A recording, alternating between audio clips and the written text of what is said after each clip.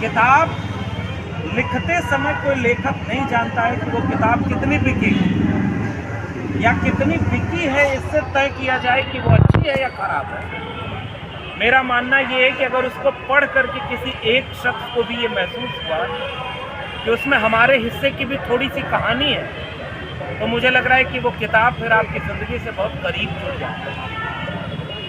अब सिनेमा आप देखने जाते हैं तो सबसे अच्छा सिनेमा वो लगता है जिसमें नायक नायिकाओं के जीवन का कोई संघर्ष हमारी ज़िंदगी का संघर्ष लगता है। ये तो हमारे भी ज़िंदगी में हुआ है, और अगर वहाँ का एक रिश्ता नहीं बन पाया, उस रिश्ते से हम जुड़ नहीं पाए, तो फिर वो अपना नहीं महसूस होता।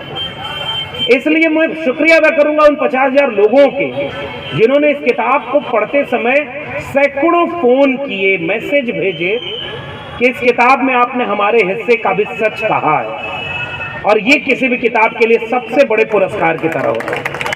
हालांकि इस पर एक पुरस्कार मिला है, पेन पेपर अवार्ड। हिंदी में अपनी कैटेगरी में एकमात्र किताब है भारत की जिसको ये पुरस्कार मिला है।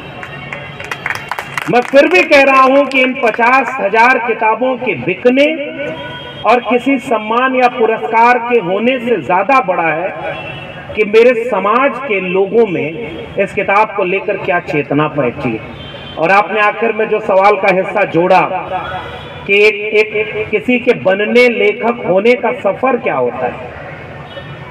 हम जिस कवि को हम सुन रहे थे अभी, यश मालवीय जी को, और मैं आपको फिर से शुक्रिया अदा करता हूं, आशीष ने वो बात रेखांकित की। मैं फिर से कह रहा हूं, एक जमाने में कैंपस के भीतर का माहौल ये तय करता रहा है कि सियासत का माहौल कैसा होगा।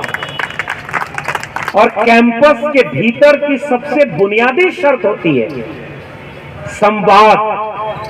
अलग अलग रंग के, अलग अलग विचार के, अलग अलग दृष्टिकोण के मानने वाले लोग एक कैंपस के भीतर होते हैं, वाद विवाद संवाद करते हैं, और उससे तय होता है कि कैंपस के बाहर का समाज कैसा होगा। वक्त कम है, वरना मैंने जो कैंपस के बारे में अपनी किताब में लिखा है वो मैं पढ़ के सुनाता, लेकिन आपसे चाहूंगा कि अगर मौका मिले तो पढ़िएगा। मैंने एक वाक्य इसमें लिखा है अपनी किताब में कि बाबा साहब डॉक्टर अंबेडकर का जिक्र आपने किया। एक किताब जो इतनी महत्वपूर्ण है कि वो कई लोगों के लिए मुश्किल भी बनती है, लेकिन करोड़ों लोगों के लिए इंसानी जिंदगी की सबसे बड़ी किताब बनती है, भारत का संविधान। और उस समय जब संविधान बना